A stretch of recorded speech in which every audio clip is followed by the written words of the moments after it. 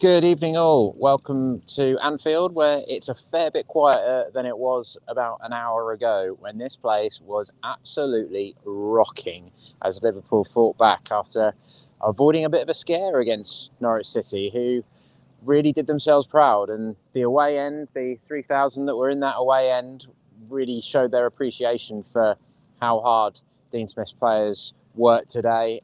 The character that they showed, this is the sort of game where you come away to Liverpool, you lose 3-1, no one's particularly surprised, but they did themselves proud today.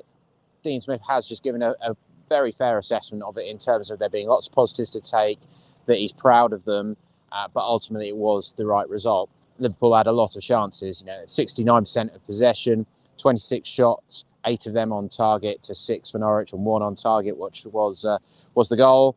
And the reason really that this place went so mad is because if they'd have slipped up here today, if they'd have ended up losing to Norwich, which would have been their first defeat at Anfield for almost a year, it really would have meant that Manchester City had one hand on that Premier League trophy once again for the 4th time in 5 seasons. But instead, they're very much in the fight. They've got a game in hand, which is against Leeds in midweek.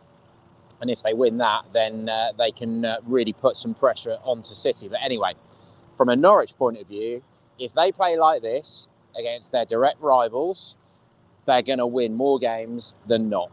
It was exactly the sort of performance that you want in terms of spirit, and ambition and adventure. They were too open, perhaps, at the back. It was a really entertaining game, loads of chances. I won't even get through them all in this one. They probably won't get them into all of the highlights packages and stuff as well. But it's been a real memorable occasion in the end after a quite quiet first half, really, on the whole. And here come the lawnmowers, no surprise. But Norwich end the day bottom, which feels cruel after this performance. You have a 4-game unbeaten run, or 3 in the Premier League. Then you play Manchester City, you lose 4-0 at home. Then you have to come to Liverpool, you lose 3-1. Some of your rivals pick up points. Watford and Burnley both won today.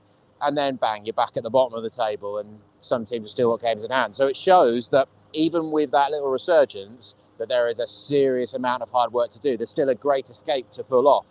And that was probably always going to be the case going into these matches. So we've got to sort of show a little bit of patience here, I suppose. These 3 games coming up, not going to be decisive, but they're going to have to take some points. Southampton away, Brentford at home. We all know that's a massive game for a while now. Brentford still sinking like a stone. I think they lost today, if I'm remembering that one correctly. And then Leeds away, which has been moved to the Sunday afternoon. If they don't get a decent chunk of points from those 3 games, then it really is probably going to be left in sort of not quite miracle territory, but they're going to have a seriously good end to the season with some difficult games still in the mix as well. We all know that the Brentford, Newcastle, Burnley home games are probably going to be pretty decisive. Newcastle already showing some resurgent form, but even if Norwich were to go down, and of course we're all hoping that's not the case with 13 games still to go, if they show this sort of heart and spirit and a bit of a almost, maybe not swashbuckling, it wasn't quite that far, but they were still attacking. They didn't come here and park the bus. They didn't come here and show a lack of ambition. They came here and they gave it a good crack. And Milot Rashica finally getting that first Premier League goal, heavily deflected off Joel Matip, to be fair, but it was he'd started the move as well, Rashica, and then Sargent kept it going. Eventually has a crack on the edge of the box and gets a bit of a kind deflection, and Norwich had the lead in the 48th minute. And certainly up in the press box and in that away end, we were starting to sense something special was potentially happening. Norwich not won here since 1994, of course. And for those that read my column on Pink and Plus this morning or in the papers, Norwich's record against the current top 4 is pretty grim. This makes it now 11 games, 11 defeats, 2 goals, and 37 conceded in those games since the 3-2 win over Manchester City in 2019. So that's pretty grim, and that's almost a separate issue. Have a read of my column if you want. That's sort of the disparity that's in the Premier League, and it is a little bit depressing, really, to be in the same league and have such little hope against these top teams, because once they got going today, wow, Norwich were really, really just struggling to cope, and they were knackered at the end. and I was worried there was going to be a fourth goal, which really would have added some gloss to it, which would have been a bit unfair, really. So, yeah, in the end, they can sort of leave with their heads held high, and that's just the one thing that you hope, really, isn't it, when you come for these big away games. But as I say, the atmosphere was pretty special. And Norwich only made one change. Matthias Norman came back in for Pierre Lees-Malou. I did him for our player watch, so have a look at that on Pink and Plus tomorrow. But there was a goal line clearance from Norman in amongst the many Liverpool chances. Showed some good signs, showed some elements of him finding his rhythm again, which is important for the games ahead. A little bit surprised that Billy Gilmour kept his place on the right of the midfield three ahead of Lees-Malou. And it was kind of the same story, really. There was some good moments from Gilmour, some lovely passes. We don't really have any doubt about him on the ball, do we? But there were several occasions when he was trailing defensively, shall we say. His positioning wasn't good enough, and that's why he can't play as a defensive midfielder, really. Not for a team scrapping against relegation. Norman immediately made some interceptions and things and just looked to be in the right place more often than not. So, not that I'm saying it was a perfect performance from Norman, but yeah. In terms of ratings, I'll give Pukki and Gilmour both a 6. Tempted to even downgrade Pukki to a 5. He had a really weird game. He was involved, but he missed a massive chance in the first half when it was 0-0, when he was put clean through by Brandon Williams. Really should have been scoring, but he fired it wide, and that really would have put the cat among the pigeons earlier on. But there was a moment on the left, for instance, where Norman had won possession midfield and then charged down the left, gave Pukki the option, and Pukki played it against his heels as he was running down the wing, and you could see Norman was pretty annoyed, and there were a few moments where it just didn't quite happen. He tried to sort of back heel Williams into the box at one point and made a bit of a mess of it. So yeah, but man of the match, I'll narrowly give it to Rashica ahead of Hanley, because I thought Hanley was magnificent at the back today. They can both have an 8 out of 10. Smith said that Rashica was feeling a bit ill at half time as well. So just the way he kept probing, kept pushing Liverpool back, kept showing that ambition. He was the man really pushing them forward and starting a lot of the attacks. He got back and defended well. There was a nice moment when he came back, won the ball, won a free kick, and Norman sort of leant over him and gave him a big old pat on the back of appreciation for how hard he was working for his team.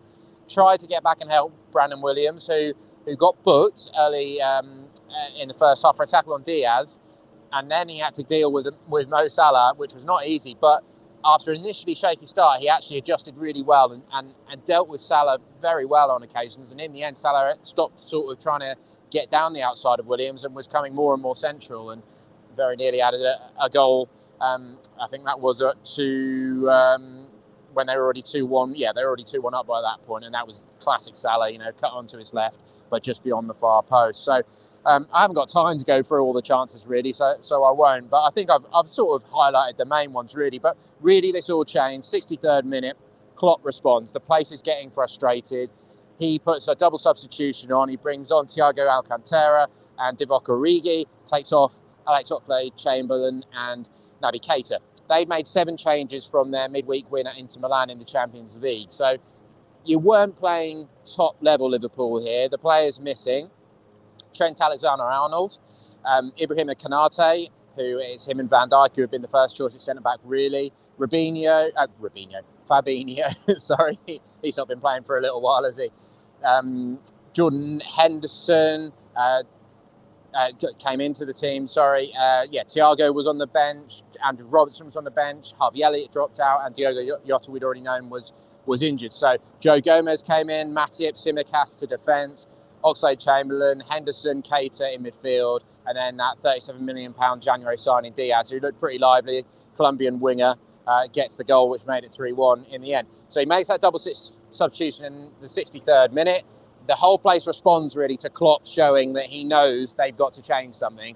Within 5 minutes, they've got the lead. And I'm not telling you, the press box was shaking. This place was really going berserk. I think Carrow Road a few weeks ago against Everton, when Norwich scored the 2 goals in quick succession, Ida makes it 2-0 at that point, and Carrow Road was absolutely rocking. Well, crank that up by tenfold for Anfield, because it really, really was some atmosphere at that point. The first one comes from a Tsimikas, nod back into the box. Mane's in between Hanley and Gibson, and a lovely bicycle kick, close range. Gunn had very little chance. Then 1-1 in the, so yeah, that's 64th minute. And then 3 minutes later, it all came from Alisson, the Brazilian goalkeeper. Lovely kick downfield, catches Norwich out when they're on the attack, essentially. Ball bounces in behind. Salah has still work to do. Gunn has to come out and try and thwart him. And then he sits Angus down. McLean's on the line. Hanley's trying to get back. And he sends them both the wrong way as well and rolls into the empty net. And the explosion of noise in this place was quite incredible.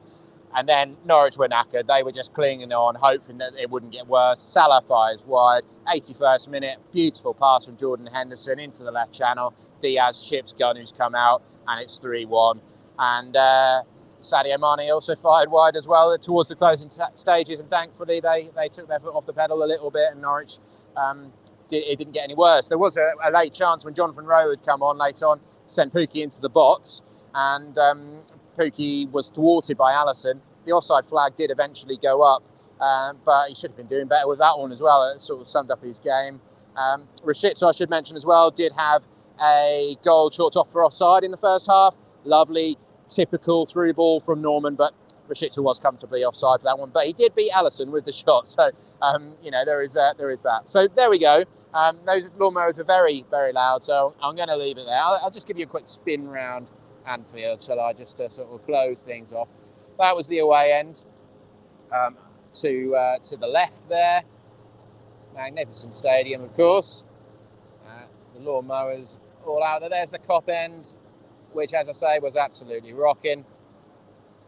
And there's the familiar face that you all know. Pretty cold today. We've had 4 seasons in one day, pretty much. There was no problems with the stormy conditions really coming up here, but we had snow on the way. Then it was soaking wet when we got here. Then the sun came out, but it's still pretty cold. So there we go. On to Southampton next Friday night when we really need to see Norwich get some points, but that's not going to be easy either, is it? They've been doing pretty well recently. But for now, thank you very much for watching. Let me know what you thought of the effort